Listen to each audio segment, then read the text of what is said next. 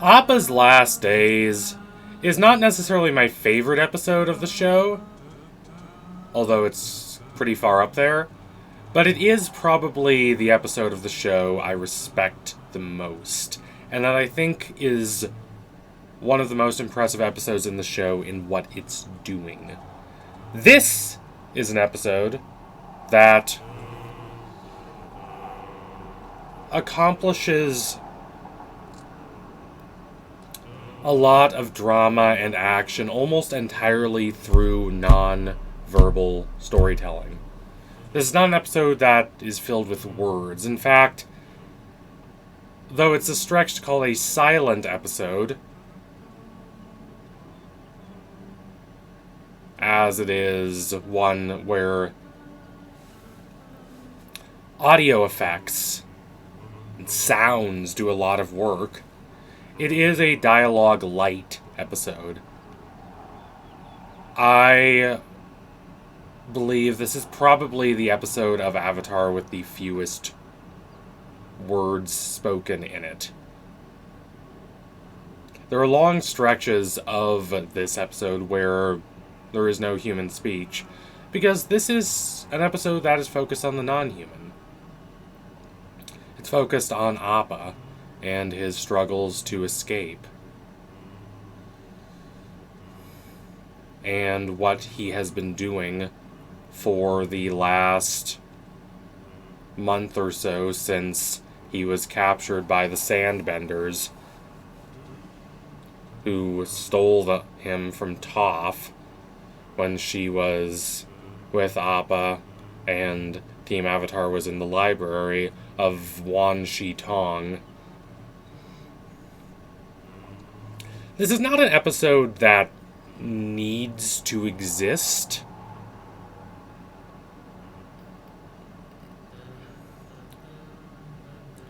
It's not absolutely essential to the story in the same way that the Tales of Ba Sing Se episode is not essential to the story, the one that came immediately before this. If you cut out those two episodes, the story would still work, but something fundamentally essential would be lost, which is that sense of pathos, that sense of quiet yearning, and the search for some semblance of constancy in a world defined by upheaval. I view this as a counterpart to the Tales of Ba Sing Se. The final segment of the Tales of Ba Sing Se is when Momo finds evidence that Appa is in fact in the city. That big footprint. And then that leads organically into what happened to Appa.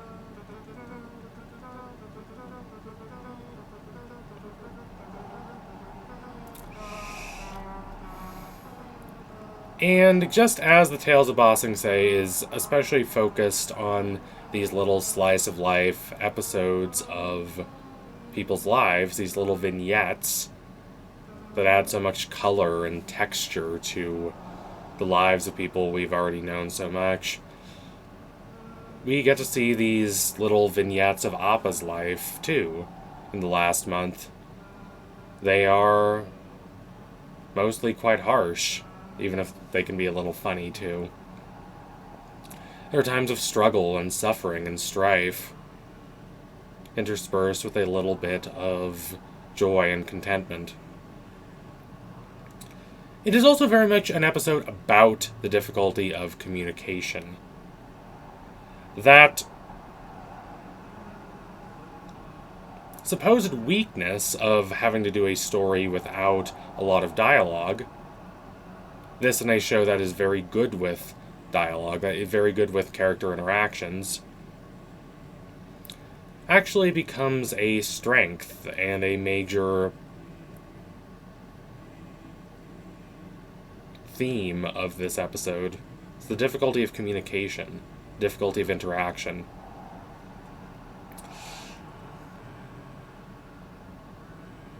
As linguists, starting from Saussure and going certainly up past Wittgenstein, have articulated, language is not simply a utilitarian tool that we use to describe the world in which we interact. The language that is utilized, what words we have available to us, fundamentally shape our experience with that world. They fundamentally mold the experience of life that we have. A small example of this, for instance, is the fact that we tend to think of there being 7 major colors, and everything else is in between these, being red, orange, yellow, green, blue, indigo, and violet. This is, of course, somewhat arbitrary. The color spectrum is real enough, the visible light spectrum, but the ways in which we divide that spectrum are based on the language that we use, and the number of primary colors that we think about is very culturally dependent. For instance, orange tends to be one of the last colors to emerge when a culture is thinking about assigning names to these different major colors. It's often thought to be just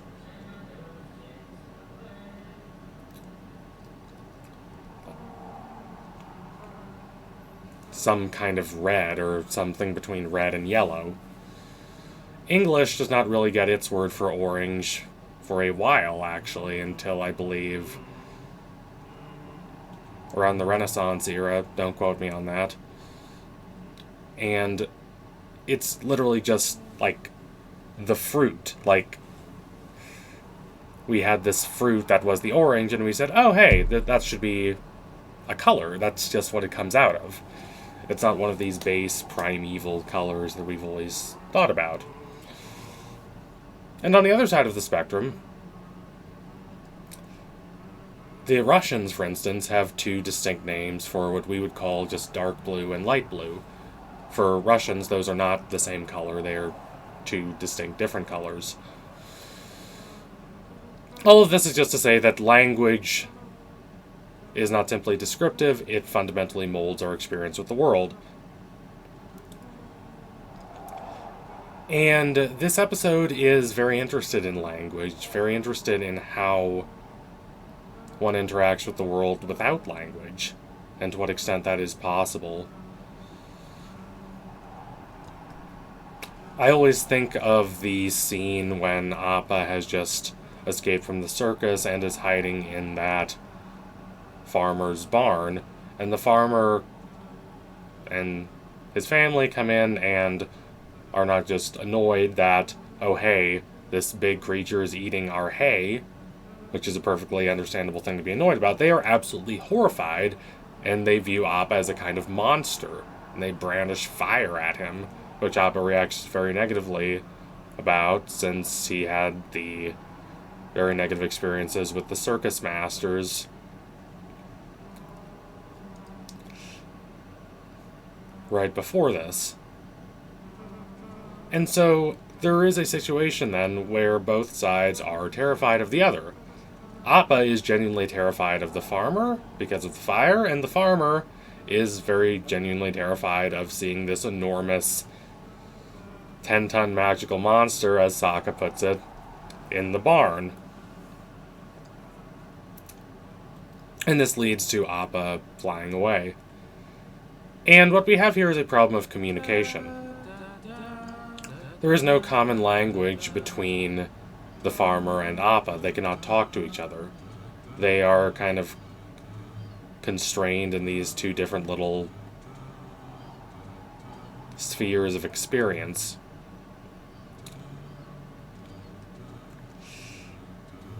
Malice can absolutely make itself be felt, it seems. Appa has no problem understanding the heartless and antagonistic intents of, say, the beetle-headed merchants or the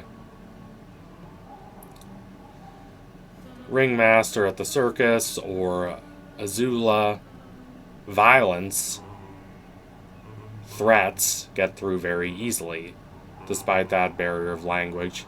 But kindness, love, communication of earnest affections, that's a bit harder.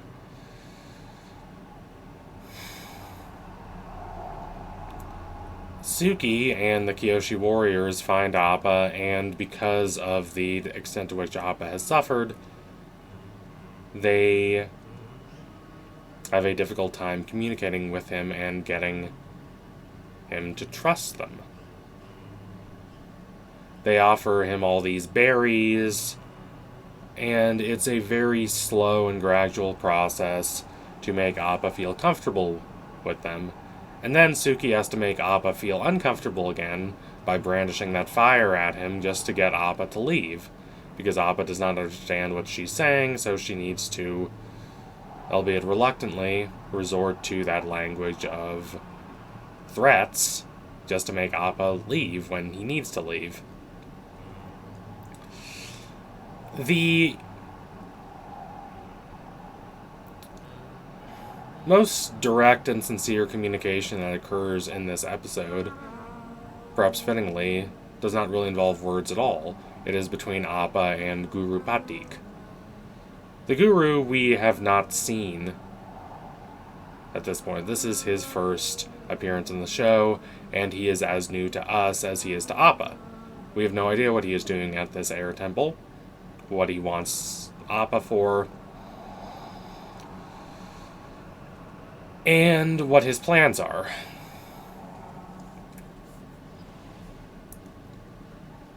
And yes, Guru Patik remains quite a mysterious character throughout the show. We only know that he is very ancient and that he was a friend of the Airbenders long before they were killed by the Fire Nation. And Appa does not trust Guru Patik. He is looking for Aang, he's looking for familiarity, and he does not find it. And Guru Patik is not put off by this. He understands that this difficulty of communication is natural. It's a part of being in a confused, murky world where we all feel separate from each other. The separation between humans and animals is perhaps more evident, but even among human beings, there is that separation, that difficulty of communication. This, for Guru Patik and for the show as a whole, is kind of only fallacious.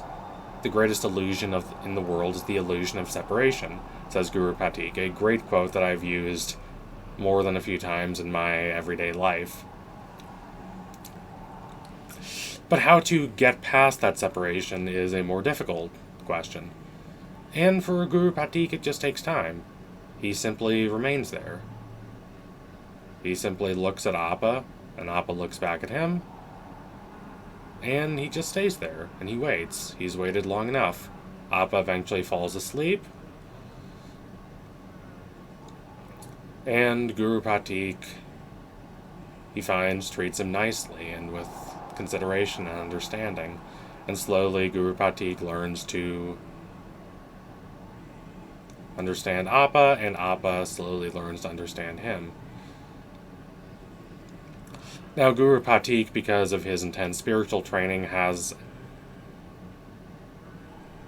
a heightened capacity to feel the inner essence of all beings, and he knows what Appa has endured on this quasi-mystical level. But as importantly, he forms a warm relationship with this enormous beast because he takes the time to. He spends a lot of time physically in this space with Appa until they learn to trust each other. communication ultimately occurs on a level that is deeper and more fundamental than the verbal. And I think that's what this episode is about. It's about Appa trying to be safe and trying to be free. But as importantly, it's about Appa trying to find that degree of clear communication, even without words, that he enjoys with Aang. He loves Aang and trusts Aang and knows that those feelings are mutual. The closest that he does manage to get is with Guru Patik, although that communication is unfortunately limited because then he's taken advantage of by Long Fang. But it still matters. That is still a small haven among all the suffering Appa has undergone. And it's important because it's beautiful, but it's also important thematically to what this episode is thinking about in terms of language and communication. So thank you all for watching. If you liked what you saw today, don't forget to like, comment, and subscribe. Donate to my Patreon if you can. Do you want to see more videos just like this one before anyone else? Keep watching Avatar. It's a great show. I love making Avatar videos whenever I have a good idea for one. Take care, everyone. Adios, comrades.